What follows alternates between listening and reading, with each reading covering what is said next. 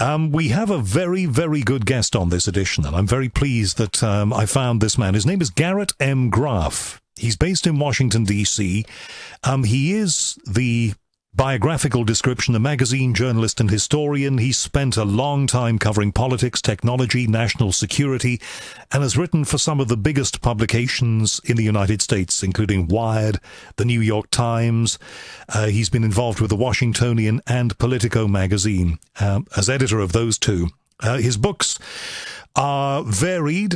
They include The FBI War in the Age of Global Terror, Globalization, the Web, and the Race for the White House. They're just two of them.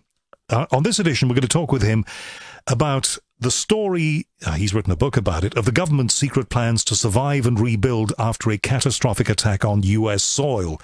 Apparently, it's a narrative that spans from the dawn of the nuclear age right up until the present day, because there were threats in the past, and there are definitely, as we all know, threats currently, not only to the US, but also to countries like the UK and all of the European countries. I think you're going to find him a very interesting man, and I personally can't wait to get in touch with him. Okay, I'm not going to waste any time on this edition because I think every minute's going to count.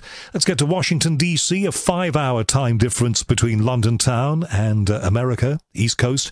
And let's talk to Garrett M. Graff. Garrett, thanks for making time for me. My pleasure. Tell me a little bit about you, Garrett. I read a little bit from your biography at the top of the show, which you won't have heard, but very, very impressive, Garrett. So, how did you get to where you've got? So I've covered national security, intelligence, counterterrorism, those types of issues in Washington, D.C. for most of the last decade. And it's given me a lot of access and interest in, institutions from the CIA and the FBI to the Pentagon and the other intel agencies in the United States. Right. Now, I covered the first and second anniversaries of 9/11. I was also on air all evening and well into the night when 9/11 happened, which, of course, was afternoon time in the UK. I know it was a morning time for you on the East Coast of the US. It's very close to my heart, that whole subject and the events of that terrible day. But one thing that struck me very forcibly, both on the second and the first and second anniversaries of 9/11, when I went to speak to people on the streets of New York and asked them how safe they felt, almost to a man and woman, they said that they felt that they were safe, and they felt that the U.S. government and its various armatures of security had their safety covered. Now, that is a response that you wouldn't get here in the United Kingdom. I don't think if you went and asked that question in London, you would get people being a little more skeptical. Not all of them, but quite a few. Why do you think that is? So, some of it has to do, obviously, and this is an area where I don't pretend to know your history as well as you do, but the UK and the US just have very different histories with terrorism. The US, it has been a very rare and relatively only modern phenomenon for us, certainly in anything at a large scale attack, whereas, of course, the UK has weathered, in many ways, decades of IRA terrorism and other incidents, more recently stemming from Islamic extremists. And, this is, I think, a lot to do with the cultural traditions of both of our countries, in part because, and I say this as a compliment, while the UK might have more of a regular and longstanding tradition of weathering terror attacks, it's also, better and more sophisticated and more mature as a population in responding to them. That, the U.S., the fear is, when it happens, is great and society altering in some ways.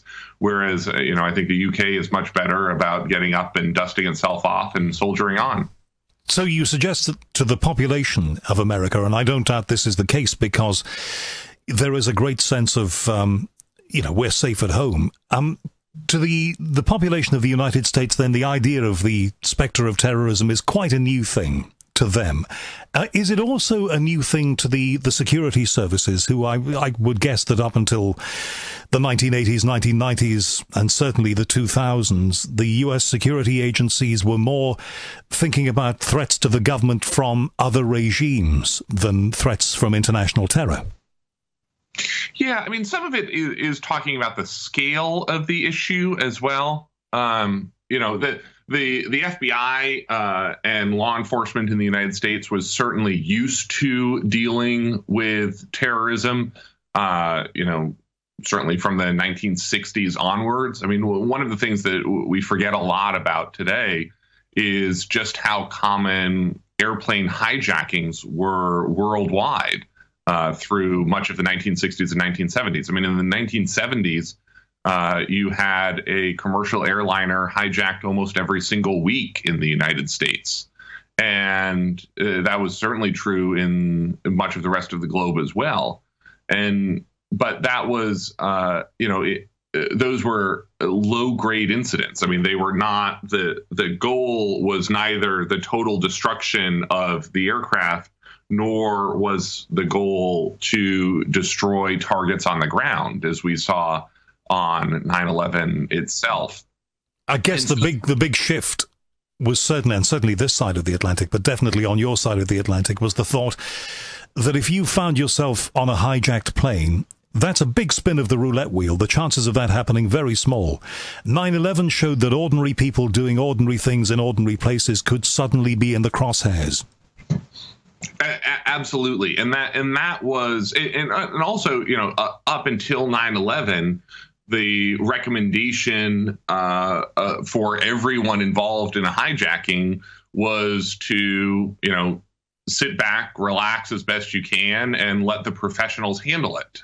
You know, the idea that a hijacker would be attempting a suicide mission had never really occurred to law enforcement, pilots, or passengers before that day.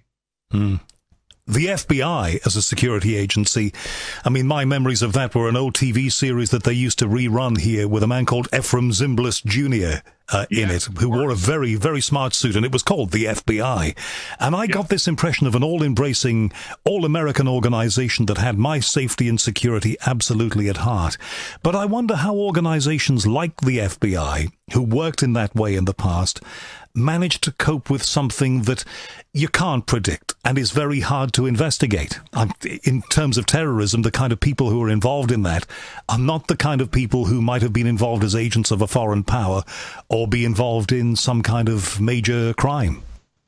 Well, absolutely. And part of that challenge, obviously, is that what you saw after 9/11, and really, you know, if people begin to dive into this, I'm using 9/11 as a very clear turning point, but, you know, there had been shifts in this, you know, much earlier, you know, in 1998 with the Al-Qaeda's attacks on the U.S. embassies in Tanzania and Kenya, the bombing of the USS Cole in 2000 in Aden Harbor in Yemen.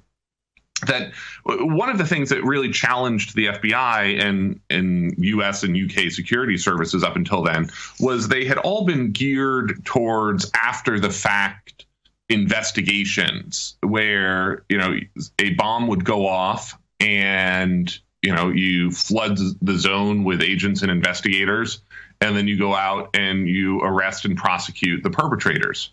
Well, in a large-scale attack, A, the damage is too great to wait for that to happen, and B, you know, what we saw on 9/11 were effectively 4 different suicide missions. And so there's no one left for you to go out and prosecute, and so prosecution isn't the deterrent. And so the FBI, and again, I'm using the FBI a little bit as a shorthand here for the intelligence community writ large in the United States and the UK, but the FBI really had to reorient itself towards trying to interdict and identify these plots before they took place. And part of that challenge also is something that we, you know, a much later evolution, a much more recent evolution in this has been this shift towards the so-called lone wolf attackers, sort of these self-radicalized people who have not necessarily traveled to Pakistan or to Yemen or to Somalia or Afghanistan to get weapons training and bomb training, but just pick up a knife or pick up a gun and go out and attack someone. And so you have now the challenge of identifying and interdicting and stopping attacks by people who may not have really done anything illegal up until the moment they launch their attack. You have a new president. I think the world knows that now. His name is Donald Trump, and he is taking a different view of many, many things, although some things that he is doing are the sorts of things that presidents in the past have done. I'm thinking about his, he said he wouldn't get involved in the Middle East, and now he kind of is.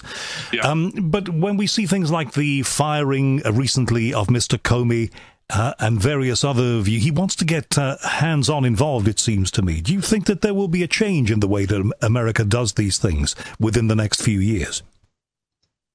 I don't necessarily know that that's a case, in part because I think what we are beginning to watch right now, I've been following very closely the Comey story as it has unfolded since his firing. I think, in all honesty, we are watching the beginning of the unraveling of the Trump presidency. And it's challenging to say whether we might actually even, I think, have Donald Trump as president for the next 4 years at this point. I mean, it seems you could look at this one of two ways, as you say, the unraveling very early of this presidency, or the fact that the realities of being in office have started quite quickly to dawn upon him. There are things that pragmatically you have to do. Yeah, and part of what we've seen with the president is he came to this office with no experience in governing and no experience in working in Washington or on the world stage, and some of his voters certainly saw that as an advantage. I mean, that was part of the reason that he won the election. But at the same time, I mean, on sort of issue after issue, what you are seeing is him saying, oh, wow, like this turns out to be more complicated than I thought. And, he actually expressly said that in terms of healthcare, where he gave a speech, a couple weeks into his presidency, where he said, nobody thought healthcare could be this complicated. And you're like, well, no, actually, yes. Literally everybody understands that healthcare is this complicated. And, then in meeting with the president of China, discussing China and North Korea, he said, I listened to the president of China for 10 minutes and I realized it wasn't as easy as I thought. Well, I mean, look, as far as I'm allowed to express a view, and some of my listeners don't like me talking about American politics to any great degree, but I studied it at university. I am a great, follower of the scene there. And also, just in terms of being a citizen of the world, I think we have to have some interest in and concern, about things. What I wonder is, and I pray that America stays safe, and I pray that you don't see the kind of terrorism and the terrorist price exacted on your streets that we've seen exacted on our streets. But, assuming that might happen one day there, and Mr. Trump will be forced to react, and he does have ultimate power over the security agencies, what do you think he might do? Or is that impossible to predict? It's impossible to predict, in part because, almost by the day here, he is getting more and more constrained by what I would call loosely the normal constraints and paths of power here in the United States. And certainly that's been true in the hours and days since the firing of Jim Comey. Whatever freedom and benefit of the doubt in terms of action he had during his early days or weeks in the presidency are getting increasingly difficult, both because of the internal politics of the people around Donald Trump himself, but then also because of the way that Congress and the press corps and certainly the Democratic Party is reacting to him. Mm. Now, we have a situation here, but it's a situation everybody everywhere faces. We are trying to find ways to, as you say, interdict, to stop terrorist attacks before they happen. Now, one of the ways that you do that is by intercepting electronic traffic. And there are measures proposed and in the works here that involve internet service providers and others who handle communications having to hand over encrypted data, etc. And there's a huge, of course there would be civil liberty debate about that. You know, how much of your freedom should you trade in order to remain safe? It is the biggest, perhaps, debate of our time. And, you know, I'm just kind of wondering how Mr. Trump is going to react when such things are proposed there in the States. He doesn't necessarily have a unifying political ideology in the way that we are used to people of a particular party having a unifying worldview that helps guide their decision making. You know, this is someone who has no background in politics, came to these subjects relatively recently, and so is sort of figuring out his own path about each of them. And he is not, by any stretch of the imagination, traditionally conservative. He's not traditionally liberal. He's not traditionally libertarian. And he's not traditionally protectionist. You know, he's sort of picking and choosing on each issue, which makes it very hard to predict exactly how he's going to react. You know, in talking to people about this administration, I think in some ways, and I don't actually mean this as a joke, I mean this as a serious political observation, his policies and his policy choices have been driven in large part by what gets the biggest applause and the loudest cheers from campaign rallies that he holds. The things that he has a consistent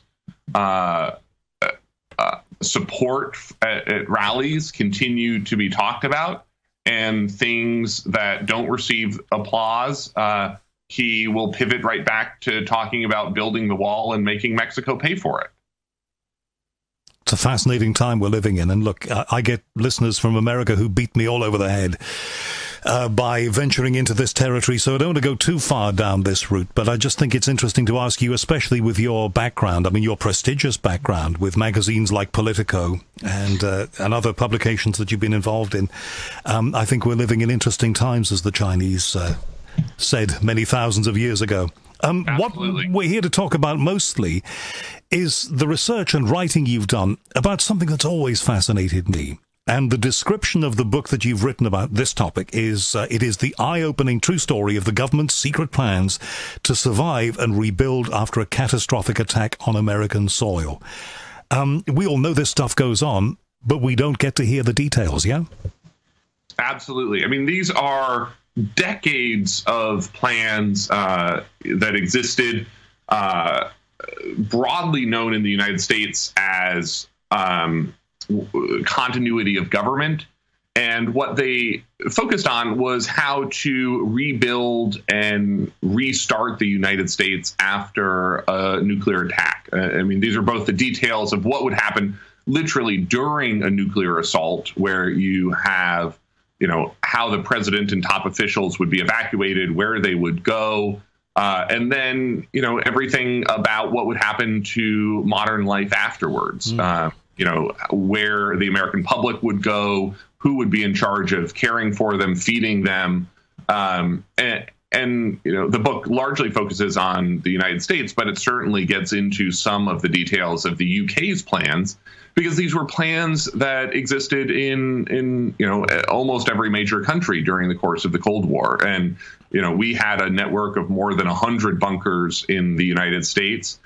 You know, Canada had its own separate network of bunkers, and the United Kingdom had its own separate net of bunkers. I mean, this was an era, though, where you had the so-called Chrome Dome of U.S. military aircraft constantly flying 24/7, ready to strike back at the USSR, as it was, in case it did anything untoward. And there were bunkers to protect everybody, and there was the whole duck and cover thing, and here we called it protect and survive.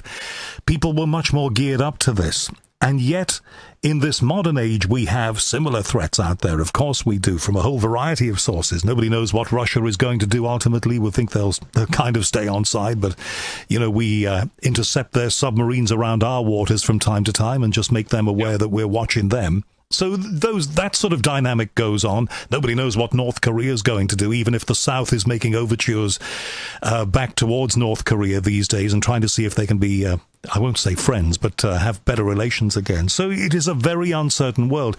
We're all aware of the bunkers. We had a lot of them here. A lot of them have been sold off. So a lot of us are aware of what the planning was, or have a rough idea of what the planning was in the 1960s and 1970s, but I don't think any of us really have much of an idea of what is being done now to ensure those things you talked about, continuity of government and protection for those people who might survive something cataclysmic. And you're absolutely right. I mean, these were historical plans during the Cold War, but they have been rethought and reimagined and restarted in the years since 9/11 in a way that we actually have very little understanding of. Many of these bunkers had been largely mothballed during the 1990s and have been restarted and even expanded in the years since 9/11. The book's title, Raven Rock, refers to what would have been the alternate Pentagon during the Cold War, a bunker in Pennsylvania near the presidential retreat at Camp David. Now, Raven Rock was a key node in the U.S. government response to September 11th and has been dramatically expanded in the years since 9/11, and now encompasses almost 1 million square feet of office space and workspace, and would hold between 3,000 and 5,000 people today in the event of an attack on Washington. Now, this is true across the country with many of these bunkers. NORAD, which was the North American Air Defense Bunker, which some of your listeners might know from the early 1980s movie starring Matthew Broderick, War Games. NORAD is the bunker in Cheyenne Mountain in Colorado Springs in Colorado, and it had been shut down entirely soon after 9/11 as the country began to focus on terrorism, but has actually been reopened and restarted in recent years. And I was in it just a couple of weeks ago, and they are in the process of rebuilding the command post entirely to focus on cyber threats, and also, interestingly, the threat of an electromagnetic pulse, which your listeners might know is the sort of a side effect of a high-altitude nuclear explosion that would knock out electronics over a very wide swath of the country. And NORAD is specially shielded from an EMP attack. And so if North Korea or another rogue state launched such an attack, NORAD would turn into one of the nation's most important command centers. How did you get to visit this place, Garrett? Because I can tell you, if it was the United Kingdom, you probably wouldn't be allowed to. Well, so some set of these bunkers over the years have been turned into tourist destinations. The congressional bunker, where the U.S. Congress would have gone, had been built and hidden under a luxury mountain resort in West Virginia, a couple of hours west of Washington. At the Greenbrier Resort. That is now actually open to the public, and you can walk through these very strange rooms where the U.S. Senate and the U.S. House of Representatives would have met in the event of an attack. And I know that's been true, actually, of some of the bunkers in the U.K. as well. The Burlington bunker, which would have been one of the major U.K. relocation facilities, has been sort of turned into some public tour space in Wiltshire. And then same actually in Canada, the North Bay bunker which would have been one of the Canadian government's major relocation facilities, has been turned into a tourist attraction as well. Now, many of these bunkers are still in use today. Also, as I said, NORAD, Raven Rock, and the third one in just outside Washington is known as Mount Weather, which is where the president and the civilian arm of the U.S. government would go. That's still very much in use, and that and Raven Rock are totally closed to the public. But NORAD, because it is a sort of quote unquote normal military facility, does allow some access to journalists, working on a specific story or with a specific interest. I mean, it's certainly not a facility that you can just walk up to and tour under normal circumstances. As far as you are aware, authoritatively, I'm sure that you've asked questions of the right people. Is the U.S. building new facilities like this? Yes, the U.S. is very certainly building new facilities like this. There have been a number built across the country since 9/11, but many of these bunkers just have continued to exist. And so you have this sort of very weird situation where, literally dozens of these bunkers across the country still exist and are still in use, not just these big ones that I've mentioned, but some smaller ones in places like Massachusetts, Texas, Colorado, Georgia. The U.S. built these sort of regional command posts around the country so that the U.S., after an attack, would, the federal government would break down into less one national government and more of a regional multi-state government network, which actually the UK did as well. I mean, it set up all of these regional command headquarters across the UK. And that is very much still how and where a lot of these bunkers still exist in the United States, in places like Denton, Texas, and Maynard, Massachusetts. It's going to surprise people that there is still a big emphasis on these things when the nature of the threat quite perceptibly has changed. The chances that somebody's going to loose off a dirty bomb, we hope they never will, somewhere in a big city, maybe downtown, Manhattan, whatever, or in central London, the chances of that are probably higher than the chances of maybe Kim Jong-un loosing off something, should he have the capability, that might hit San Francisco. But even so, America is making this kind of preparation, even in an era when the threat is different. Yeah, and in some ways, those two things are very much related. A part of the thinking has been driven certainly by 9/11. Again, it started a little bit before 9/11 with, you might remember the sarin gas attack by a doomsday cult in the Tokyo subway.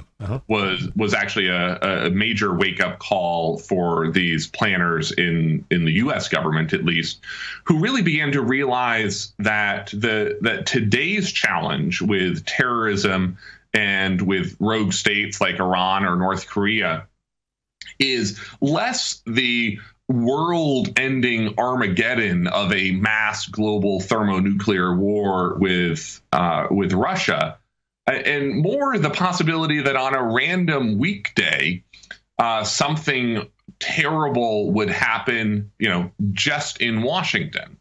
And so you could have very easily today a scenario where if an attack happened on a Tuesday, Wednesday, or a Thursday when the U.S. Congress is in session, I mean, almost every one of the nation's leaders, lives and works within a couple of miles of the White House and Capitol Hill. And so the idea of how do you build in procedures to devolve power around the country if you have an attack that wipes out Washington but leaves the other 329 million Americans just fine. And so many of these plans since 9/11 have focused on what happens when you have your government leadership knocked out, who steps up and assumes power, who is outside of Washington who could be involved in these plans. That's a fascinating thing that I've never really considered, Garrett. If the central nexus, the core of government in Washington is disabled, we won't say wiped out, but severely damaged, who does step up to the plate? Where does power devolve to?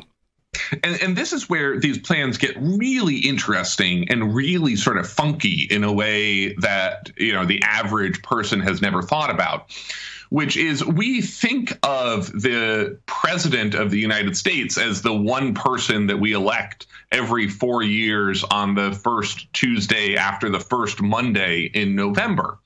But the truth is that over the course of the Cold War, the presidency has actually become this massive infrastructure that involves several hundred officials, each of whom is ready to step into the office above them. So what you have are, a presidential line of succession that runs through both houses of Congress, including the Speaker of the House and the President pro tem of the U.S. Senate, as well as all of the U.S. cabinet agencies. Well, each of those cabinet officials also simultaneously has their own line of succession. And so, you have 20 people in line for the U.S. presidency, and then each of those people has 20 to 25 people in line for their jobs. And so you very quickly end up with sort of some weird situations if something happens to Washington, where you have someone like the UN ambassador stepping into the role of the Secretary of State. Actually, even the ambassador to the UK is one of the senior officials in that line of succession in the State Department outside of Washington. Really? And then, as you get sort of further down through those cabinet posts, you have people like the U.S. attorney for the Northern District of Illinois, would be basically the top federal prosecutor in Chicago, would be effectively one of the top U.S. officials after an attack on Washington. And you have sort of this strange collection of high-ranking officials who live and work outside of Washington who would be in charge of reconstituting the U.S. government. And so, these people that you have never heard of, that you have never thought about, would be the ones after an attack popping up and saying, greetings, I am your new cabinet and your new president. Well, that takes me to a point that I wanted to get you to. It's all very well that they prepare themselves and they rehearse and they're ready for this. And all of these people who we've perhaps never heard of or don't hear of very often are ready to step up to the plate and do their duty. But the problem is, say in the event of that attack that we hope never happens on Washington, D.C., and the government is left in a particularly bad state, but it reconstitutes, the plan is there. But you've then got to explain that to people. And if you're not beginning to explain what happens to people now, because you wouldn't want to panic them, would you? Just imagine what's going to happen when you have to embark upon the monumental task of telling people how things are going to be for the foreseeable future. And that's actually, you raise a great point, and it's one that it's one of the most troubling sets of questions that I'm left with at the end of researching this book. I mean, I spent 4 years putting this book, Raven Rock, together. And part of what really worries me as I'm thinking about this today is how little we know about what these plans would actually be like after a catastrophic attack on the Capitol or the United States. And so that makes it hard for us to judge in advance the legitimacy of the people that would be popping up telling us that they're in charge afterwards. That precisely gives me the point, and especially in a country where freedom is so important, which it is in the United States. It's important here too. But, these people put themselves up on, well, I don't know if there would be television, but there'd certainly be the emergency broadcast system of radio stations in the States. And they say, I am your regional coordinator for this, and I want you to do that. What is to stop the public saying, who the hell are you, and how can we be sure you are what you say you are? That sounds to me like not an insurmountable problem, but a big one. It's not a minor problem at all, and I absolutely agree with you. And part of this is, certainly you need some level of security and secrecy around these plans in terms of the tactics. I mean, the specific plans of who would be evacuated, where, and how, and what are the specific communication capabilities or command capabilities of specific facilities or specific vehicles. But there are big questions in some of these plans that we that we know about that have never been properly addressed. I mean, the 25th Amendment to the U.S. Constitution, which is what is supposed to guide presidential succession, doesn't actually answer the question of whether it is legal and constitutional for the Speaker of the House and the President pro tem of the Senate to even be President of the United States. That there is an active debate among constitutional scholars of whether the presidency can only exist among executive branch officials. And this is a debate that stretches back to the literal founding of the United States, when James Madison, the father of the Constitution, the man who really wrote this document, said that he didn't believe members of Congress should be allowed to be president. And so this is we know that there is a possibility that in the event of an attack that knocks out the president and vice president, you could have a struggle between the Secretary of State and the Speaker of the House or the President pro tem of the Senate. And both of them could be arguing and that they are the rightful president. And that is not the moment that you, as a nation or as a world, that we want to be having that debate. And you would have thought they'd have made plans for that, because you're supposed to be dealing with whatever did this to you and not fighting within yourselves. Absolutely. And there is no good system, and certainly no fast system, for us as a country to decide who the leader of the free world is, if there is such a fight. And so, that seems like exactly what you want to try to sort out in advance. And it's really stunning to constitutional scholars that we haven't. And what would be to stop in a situation like that? I mean, it is fascinating just to consider, and it's not beyond the bounds of possibility, that, say, maybe a rebel trucker in Nashville who had a big public following, or could establish a big public following, gets hold of a radio transmitter and says, these people are telling you this, but I'm setting myself up as your leader here. I'm going to look after your interests. We're going to rebuild. How do you deal with that? You're dealing with an external threat, potentially, or, a threat that's homegrown terror. You've got to find out what that's all about, where it's come from, and what it's going to do next. But you're also having to make sure that your legitimacy and authority is firmly imprinted on all of the states coast to coast. There's certainly that concern. Let me even make this a more basic concern. Let's say that you are the field grade officer who answers the telephone at Raven Rock, and you are, an Army captain, and you are 35 years old.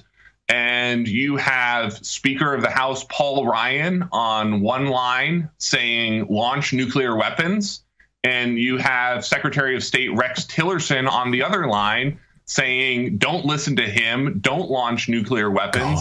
I am the legitimate leader of the United States.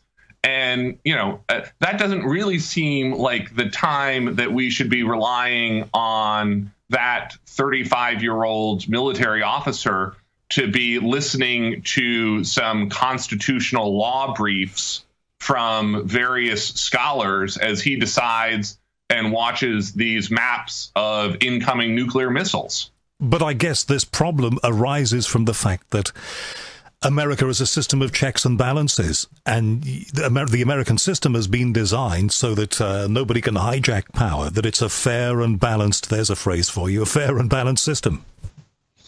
Absolutely. And this is sort of part of the challenge that we have watched Donald Trump unfold in American politics over the last couple of months and the last year, which is that we are coming to understand just how much of our government is not laws, but norms. And that we rely, as you say, on a informal system of checks and balances and norms and standards that are more rooted in tradition in many cases than they are in actual law. That's a worry. I mean, if you look at states like Germany, which, of course, rebuilt after the Second World War, the Americans and the British helped to rebuild their systems. And one thing that they brought in Germany was the Beamtenstaat, the legal state. Everything is enshrined in law. There is a regulation and a law, and it's all written down just to make sure that nobody like Hitler could ever rise up again in Germany. But in our systems, we don't have a written constitution here in the United Kingdom. You do in the United States. But a lot of it is down to dealing with the situation when it arises. Yes, and assuming good intentions on the part of the other actors involved in the incident, and in, so this is sort of part of the challenge that you see sort of people wrestling with in terms of nuclear command and control in the United States now, which is, we have spent 50 years trying to simplify the nuclear launch procedures to ensure that they can be executed as quickly as possible. And so we have removed all of the checks and balances on the president of the United States deciding to engage nuclear command authority. And that's been really worrying to Democrats and others here in the United States as they now begin to wonder, well, what happens if you don't think that you can actually trust the person in the White House with nuclear weapons? That we don't have a system where the president and the secretary of defense have to agree, for instance, on the launch of nuclear weapons, or, the president has to get, a signature from Congress in order to do it. He can launch a nuclear weapon at anyone at any time for any reason. And in the meantime, while all of this is going on, you've got to be explaining to the people what has happened, and the fact that they are going to be safe. We assume they're going to be safe, and that we are working in your best interest to assure continuity and a future.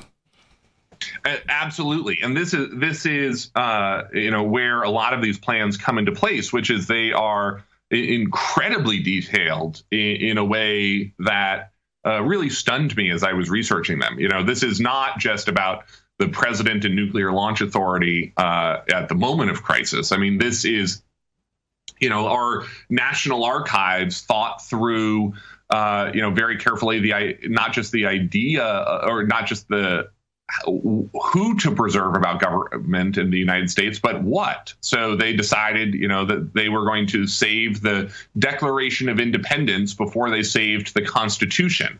And the Library of Congress thought through that they were going to save Abraham Lincoln's Gettysburg Address before they saved George Washington's military commission. And then you have the U.S. Post Office would be the agency that was in charge of registering the dead and figuring out who was still alive. The National Park Service, our friendly park rangers, would actually be the people who would run the refugee camps, because the thinking was that the national parks would be largely untouched by nuclear war, and so that you could flee your devastated urban areas out into the bucolic wilderness of our national parks, where there would be park rangers waiting with tents and supplies. I can understand those things, because in America, the number of portals, the number of outlets for Uncle Sam are limited. In every community, you've got the U.S. Postal Service that unites the nation. And similarly with the park rangers, the Park Service, that's a thing that is nationwide. But in America, it's a federal system, and, not that many things are. Absolutely. And then you get into sort of all of the funny plans, too, where our Internal Revenue Service had also very carefully thought through how they would levy taxes on nuclear damaged property to help raise revenue. And then sort of part of this was also certainly during the height of the Cold War, these very expansive plans that would have appointed effectively private citizens in many cases, leading CEOs of their era to be czars over large chunks of the U.S. economy. I mean, seizing all of the transportation in the United States, seizing all of the factories and manufacturing in the United States, even including seizing the housing in the United States in many ways to ensure that refugees could be properly housed with whatever parts of America escaped damage. Do you think the experience in recent years of New Orleans and what happened there and the rebuilding that was necessary — we don't hear much about New Orleans these days, it seems to have got back on its feet, but for a couple of years back there, it was touch and go. It was a difficult time for people there. Do we think that we learned anything from New Orleans?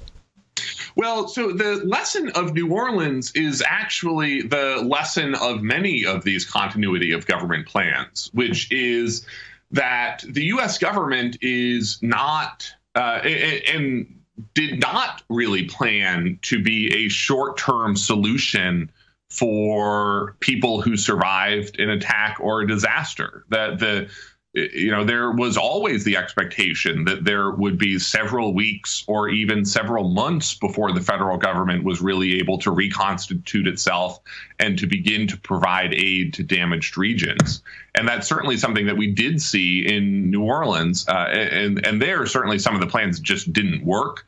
But, it was several days when people were effectively on their own before the federal government was able to mobilize. I remember the great sense of relief that we saw on television coverage here, and I'm sure it wasn't a total reflection of the thing because television never is, but that sense of relief when the military engineers finally arrived to shore up the levees, or tried to.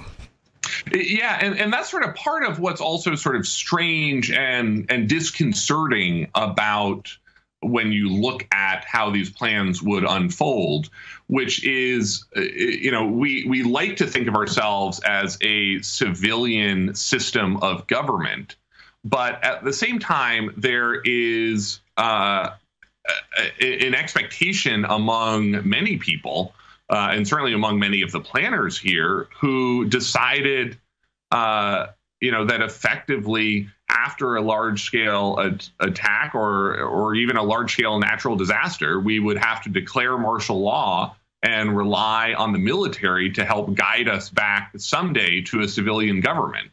And what you saw with Hurricane Katrina in New Orleans was actually the civilian leadership asking for that. I mean, they were asking for the U.S. military to step in. And as you say, it was a sense of relief when large columns of armored vehicles and men with guns arrived on the scene. And that's really troubling for a civilian society. Yeah, but I think, most people would think, well, there's going to be a plan that kicks in here and there'll be various agencies and they're going to make it all right. And as those people who were in the, what was it that, the Kingdom, what was that building called that they were all in there? There was a big... Yeah, the Kingdom. The Kingdom, yeah. All of those people in the Kingdom for so long discovered where law and order was beginning to break down by some accounts. Things do not work as smoothly as you might want them to.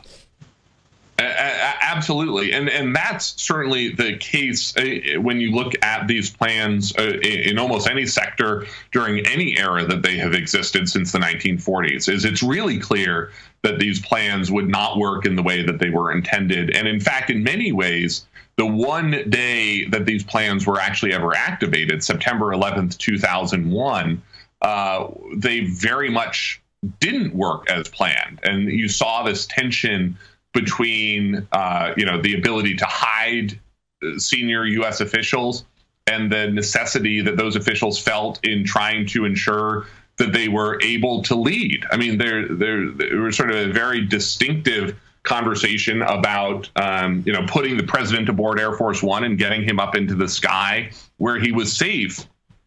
But, as we talked about in Congress afterwards, it doesn't seem like Winston Churchill would be remembered quite in the same way if during the Blitz he had said, you are all safe. Your government is in control. Don't mind me. I'm just going to take off and fly around London for the next couple of weeks. Mm-hmm. Yes, the perception of what happens is as important, I imagine, as the reality of what is done. Absolutely. And that brings me to a point that is the crux of all of this, isn't it, really? If something on a bigger scale than an attack on one place happens, if something that affects a number of sites, perhaps major cities, the unthinkable nuclear weapons are deployed by whoever's stupid enough to use them, what becomes of the people? You know, what happens to them? Do they have to fend for themselves to an extent? Very much so. And this is... this is sort of part of the evolution of these plans through the Cold War, where you have, the grand hopes at the beginning of the Cold War that the United States would be able to evacuate and protect many of their leading cities and huge chunks of the population, and that over the course of the Cold War, as nuclear weapons got larger and more powerful, as you saw the scale of these weapons and the size of these arsenals grow, those plans for civilian protection really shrank. And effectively, it just got down to a point where the only thing that the U.S. government was really that concerned about was getting a small number of civilian leadership and military leaders right off into the U.S. government bunkers, and that the rest of the nation would be effectively on its own. What a lot of people suspect, certainly this side of the Atlantic, where people are maybe a little more cynical one way and another, for reasons I can understand. Let's say skeptical, for reasons I can understand. There is the view that the politicians have looked after themselves and they'll have a plan. The rest of us will probably fry. Absolutely. And that is certainly the almost explicit plan here in the United States. But it is sort of funny to think through, how much these government planners thought through what they would need. The Canadian bunker at North Bay, for instance, had a whole CBC radio studio with a set of jazz albums so that you could continue to play jazz after the apocalypse. Good God. And in the UK bunkers, obviously there were provisions and thousands of tea sets set aside so that, even after Armageddon, none of the British leaders would be without their afternoon tea. Terribly important. Listen, I have been in one of the bunkers in this country, and I think it's been disbanded now, but we have national radio in this country. The BBC has a national speech station, and the main, you don't have long wave radio there. You have AM medium wave radio in the States, but we have long wave for one of our stations here, which covers, they're going to turn it all off now, and that's a whole other issue, because I don't think they should be turning off long range communication systems and relying on digital, but that's another debate. This big transmitter on 200 kilohertz AM covers from Scotland all the way down to, you can get it in France. It covers a massive area. So it's one frequency. Underneath the transmitter in the Midlands in England, there was a bunker. And one night when I was working in radio in that area, we weren't supposed to go there. One of the engineers at that site, and it's 25 years ago now, so it doesn't matter, took us down to see the bunker. And in the bunker was a little German Uher tape recorder to play back recorded information announcements. Just a very simple thing. A very basic mixer, a standard microphone, just the one, then some wooden furniture for somebody broadcasting to sit at. All of the broadcasting gear was encased in a glass case, rather like a display case that you would see in a shop, in an old-style jewelry store. And then there were bunk beds and places for people to sleep, and presumably stores of storable food, and that was it. And it was all rather, when you see it, and when you confront it face to face, it makes you think the unthinkable. It makes you confront the things that most of us, because we're busy people and we'd rather not think about bad things, but it makes us consider them. Absolutely. And this was part of the challenge. You're talking about it at a government level, but this was sort of part of the challenge of civilian protection during the Cold War was that, most people don't really want to spend their days and particularly their weekends thinking about being obliterated by nuclear war. And so it became very hard to encourage people outside of a few crisis moments like the Berlin crisis or the Cuban Missile Crisis to keep their own fallout shelters stocked and supplied. No one wants to devote a weekend to rotating the canned foods out of their nuclear bunker, just in case sometime in the next 6 months is when nuclear war happens. I get the impression, listening to a lot of American radio, which I do, there are companies that do very well out of advertising a year's supply of storable food, or what was one of the commercials, 20-year shelf life or 10-year shelf life, delicious bacon packed and ready to go. The reality is, I guess, the people who actually make those kind of preparations, even if they should, I haven't made those kind of preparations, maybe you have, but most people don't. Most people don't, but you do point at something that is certainly true about American culture these days, where there is, and I think that some of this is driven by 9/11 and the low-grade anxiety that has existed since then.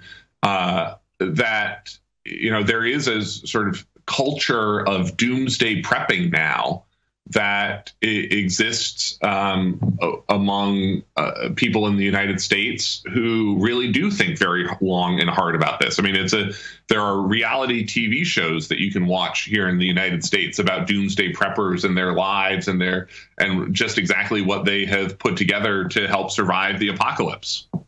Do you think politicians there, and to some extent a reflection here, do you think that they are doing enough to make us aware of the preparations that they have made for us in the event of something bad happening? Do you think they're being honest enough with us, in other words?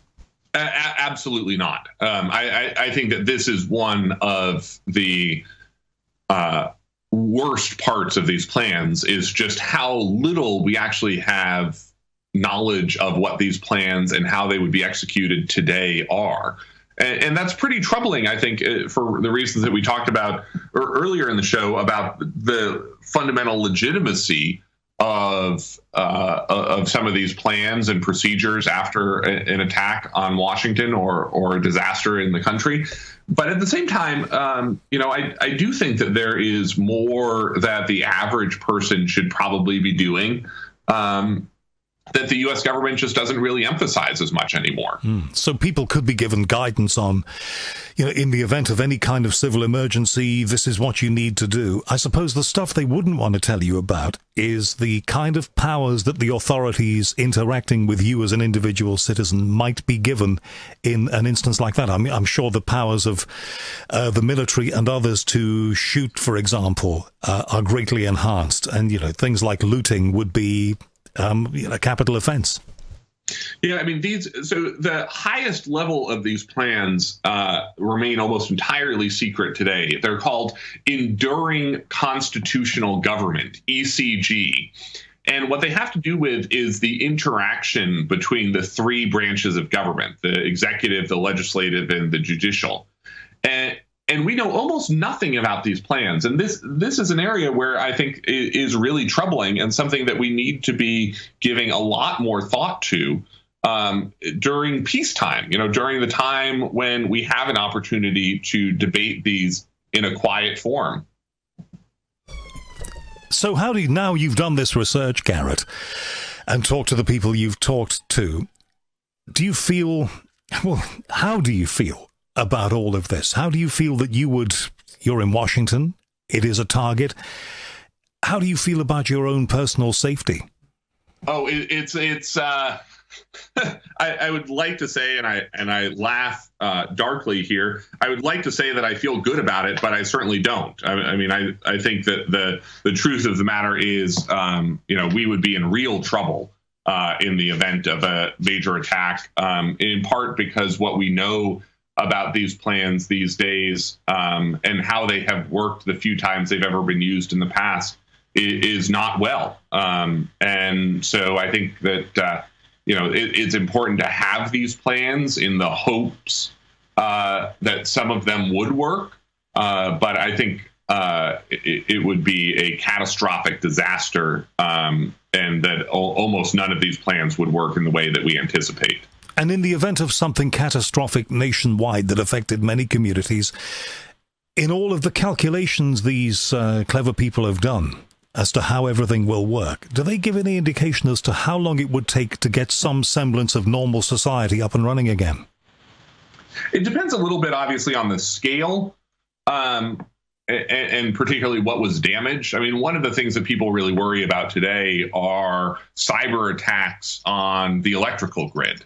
That has the potential to be catastrophic across a wide swath of the country pretty quickly and for a pretty long period of time. I mean, there's not a lot of spare power generating capability in the United States.